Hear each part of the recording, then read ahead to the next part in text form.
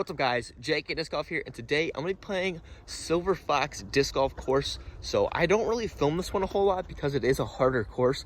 So I usually just come out and play and practice, but today I decided to come out, play a different course for you guys and show you what this course is all about. So no special challenges, this course is already hard enough. So we're just going to play some Silver Fox and hopefully you guys enjoy this new course. Hole number one's only 294 feet, pretty dead straight, but I like to elect for my FD, give it some hyzer, flip it up, and try to skip it right by the basket. Too high.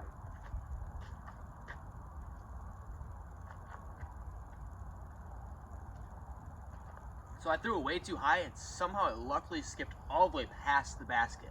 So I'll take that. I want to give a big thanks for everyone watching. It definitely helps the channel, and not only my channel, but everyone else's disc golf channel as well.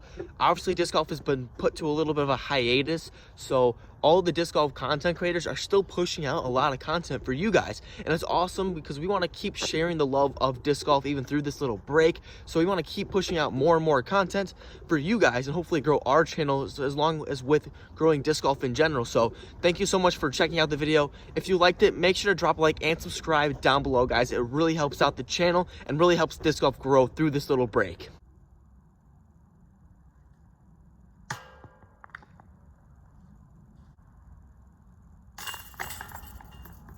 So I shot way back there. I didn't know I went that long.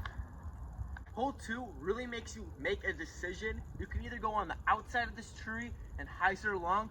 The problem is you typically hyzer too early into this rough. So I like to go inside the tree with an FD on hyzer, let it flip up, and hopefully continue straight before it fades.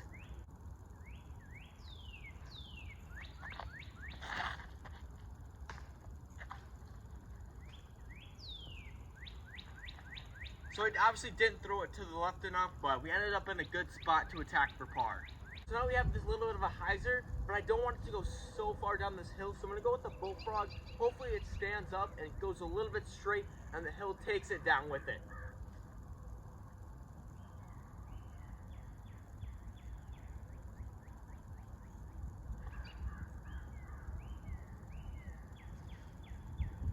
Well, we got an amazing kick. That wasn't looking so great, but it kicked and rolled in.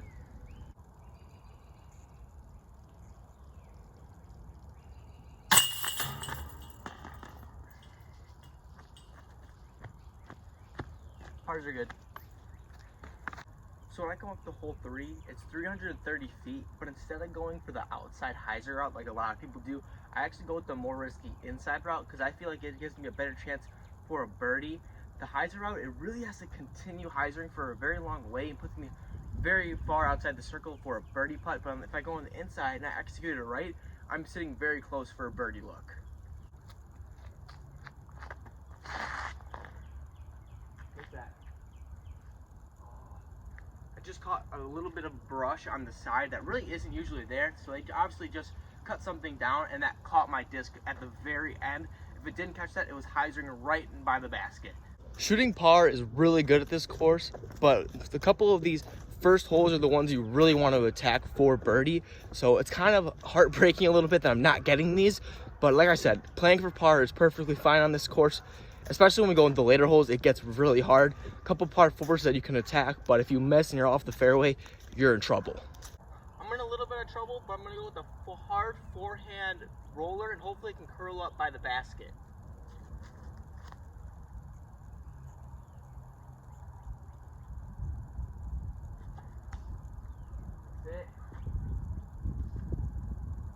Okay, so it rolled a little bit past, but we should have a look at par.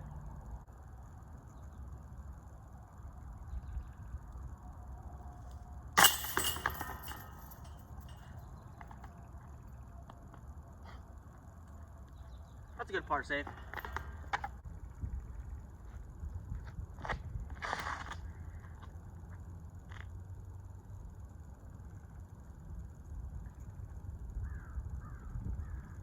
I was looking good, but it just caught a little bit of the top branches. This is one of the first holes that was really eye-opening to me because every time I stepped up to a hole, I would think is if it's turning to the right, it's a forehand. If it's turning to the left, it's a sidearm. And this is the first hole where there's a turn to the right, But forehand to me is not the best play. So this was really eye-opening to where I knew, hey, maybe instead of throwing a sidearm and leaving myself super short, I can actually throw an S-curve and maybe even get to the basket. So that really just opened my eyes to being able to like expand my game a little bit and think a little bit differently.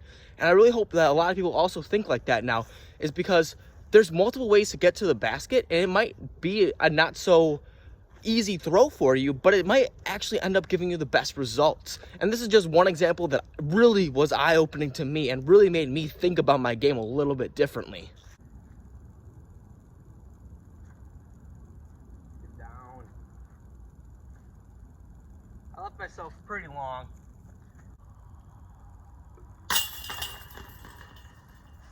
This is a good par too. This hole is 415 feet, so really my only goal right now is to put myself in position for that second shot. So I'm gonna try to get up this gap with the instinct, and hopefully I just put it straight with a little bit of fade, just so I can get actual look for a par.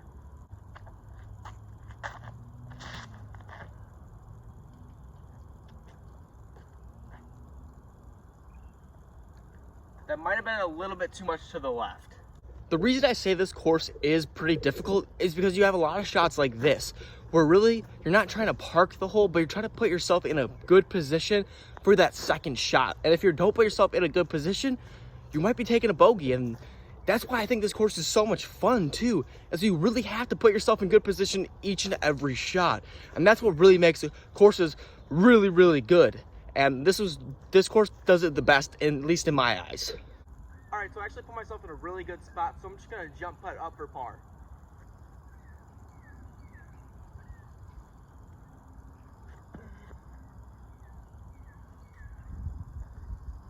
Perfect. I'll take that par, especially on this one. Hole 5, we got our first par 4. It's a 500-foot crush. My first shot, I'm going with the destroyer, but I really want to focus on staying in the middle of the fairway. Obviously, it's pretty tight, and if you go off, you have a really hard chance to birdie. So I'm really going to put it in the fairway as best as I can.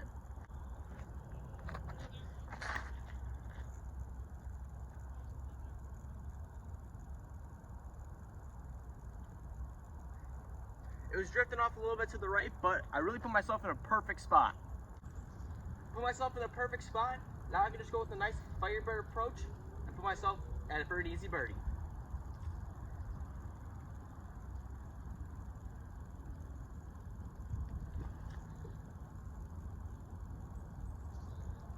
Give it a nice little run.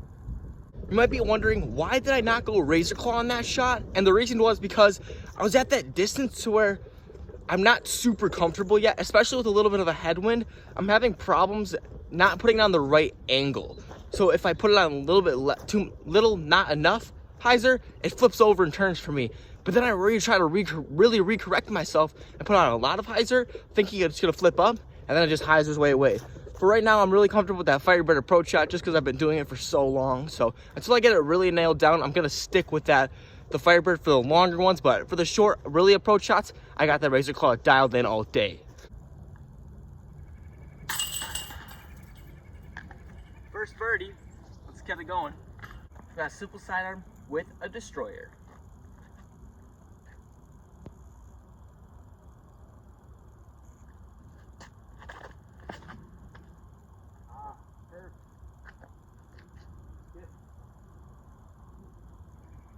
I think we had a little bit too much skip on that one. If you guys haven't already, please smash that like button. It helps out the channel a bunch. And if you haven't already subscribed, subscribe down below, as well as checking out all my other social medias in the description below. As then if you want to help support a little bit more, I got some fire JK merch again in the description below. Check out it. There's more designs than just this.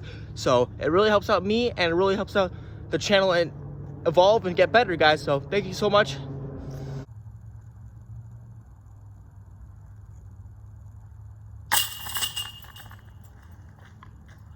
Got something going, 2 in a row. I think you guys can see me.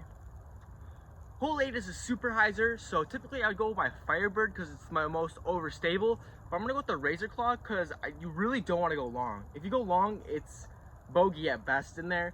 So hopefully I can throw this razor claw high and it'll just fade and not go too far.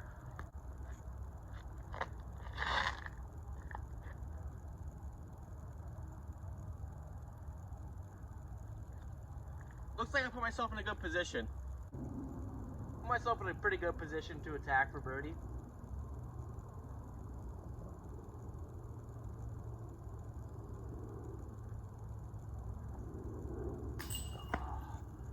Oh.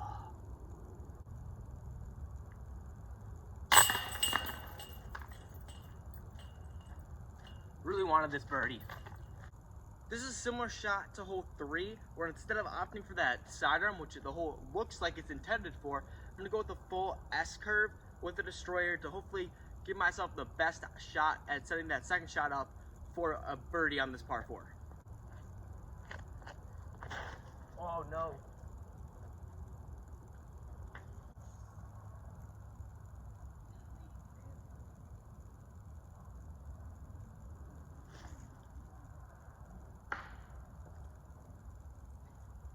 So didn't really put myself in the best position, as you could tell. Really the only play I could have was a turnover sidearm shot, and just didn't execute that well enough. I'm probably not the best disc selection, because I chose an understable destroyer, but when you're not having a lot of power, it's still hard to flip it. So I probably should have went with the FDs just so I know I was getting that turn, but we should still be able to attack the par.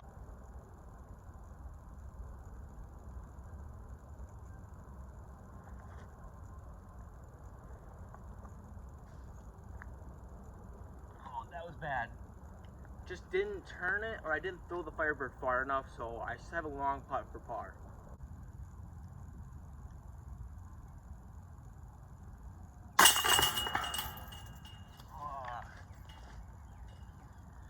I'll take that par. So front 9 is done, ended 2 under, not bad.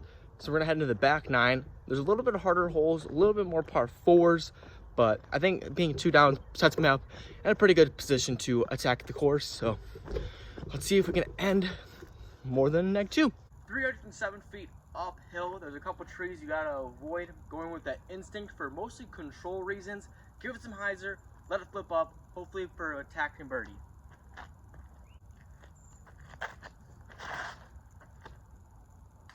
Oh, just threw it too high. Another reason why I love this course, you think you throw a good shot and it's looking good, but there's just those trees that just knock you down, and that just makes it really doesn't reward good shots. But that's part of disc golf. You really just, it's all about the nature. It's all about, you know, not expecting things. That's really, you might be the best disc golfer in the world, but one little branch could ruin a perfect shot, and that's one reason I love disc golf in general.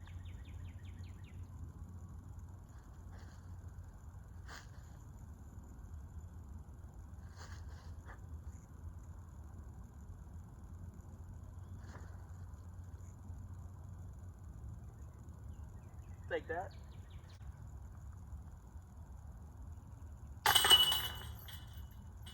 Ooh, that was sketchy. Hole 11, gorgeous hole, 376 straight downhill. Gonna go with the instinct, a little bit of hyzer, hopefully just floats by the basket. No.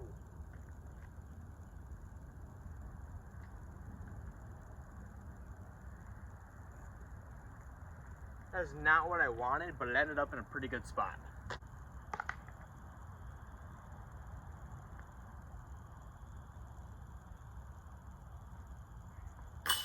Hey, that's a good birdie. Hole 12, you gotta put yourself in that little opening straight ahead, or at least a little bit up it, because the hole just goes straight up from there. So again, it's that second shot placement that's really key. Going Thunderbird to go straight with a little bit more fade. Now fade. Hit a tree, not sure where I landed. This is actually a pretty good landing spot.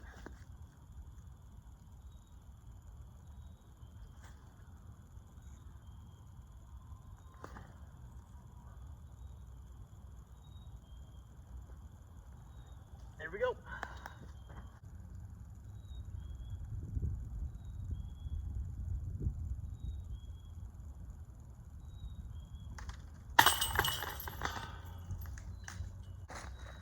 Surprised that went in.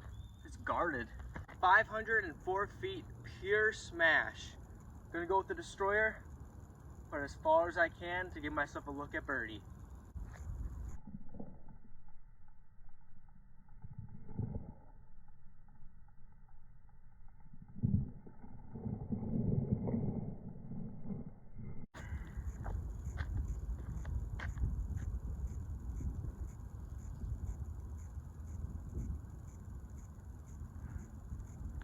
That was a smash. This hole is my second favorite on the course. It really just lets you unload on a drive, and that's one of my favorite parts of disc golf. So that one was a real smash.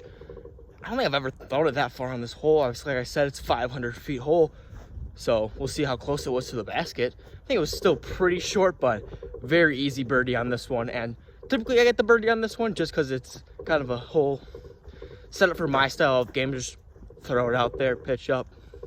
Easy. I consider this an easy par 4 because you are downhill, so it's easier to get that distance. But when I've played with people who it's harder, if distance isn't really a strong point of your game, this is maybe easy par 4 for you still because you can get the par. But if you can throw decently far, should be an easy birdie for you every time. There's the basket, 500 feet, and here's my disc. I'll take that all day.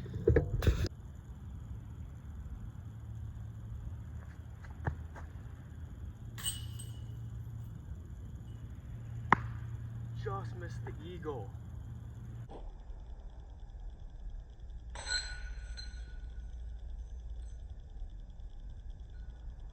Literally just missed the eagle. I hit strong side too. Oh my, that was the first time I eagled this hole. Dang it. Oh, I'll take the birdie, but the eagle would have been so nice. Another par 4, 522 feet, a little bit of a dog leg left. Just gonna lay up for the landing zone, put myself in position to get the birdie.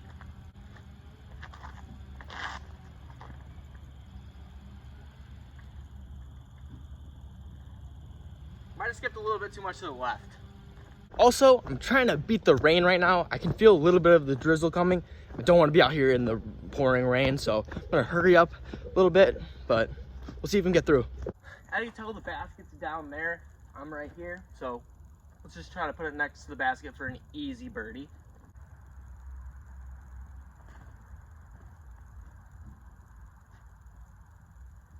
That should be good.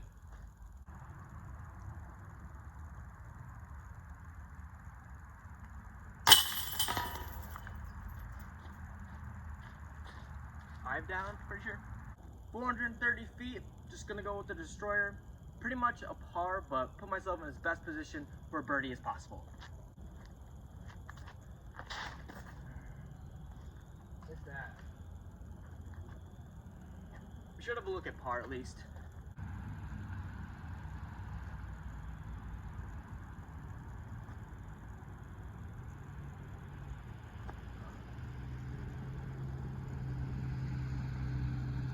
That was a pretty good shot.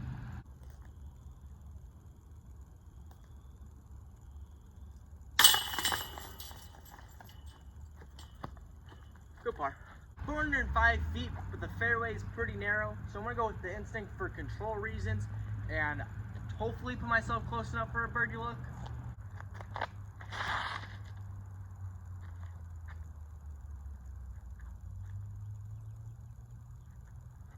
Might have faded out too early. Oh,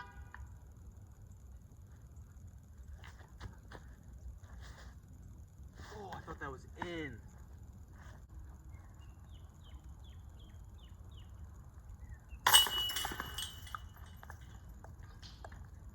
Are you guys ready for the most beautiful hole in all of Wisconsin? I don't know if you guys are. I don't know. Here it is, guys. Look at this, guys.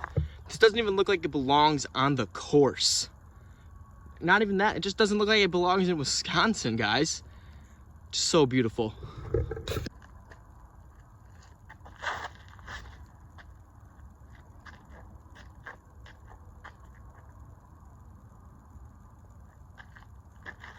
Sit.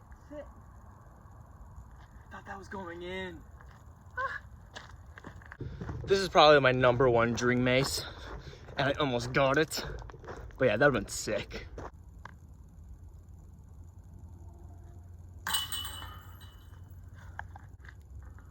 nice birdie to have. Final hole, 6 down, 354 feet. I'm going with a turnover FD shot because I feel like it gives me the best opportunity for a birdie. Let's see what I can do.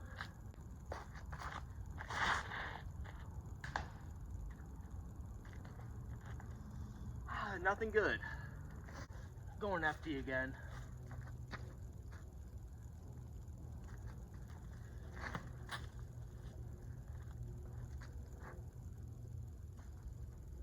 That was a good shot.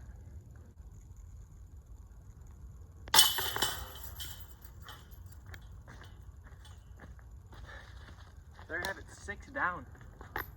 It's starting to rain, so I decided to do the outro in the car, guys. So 6 down, I will take that every day of the week.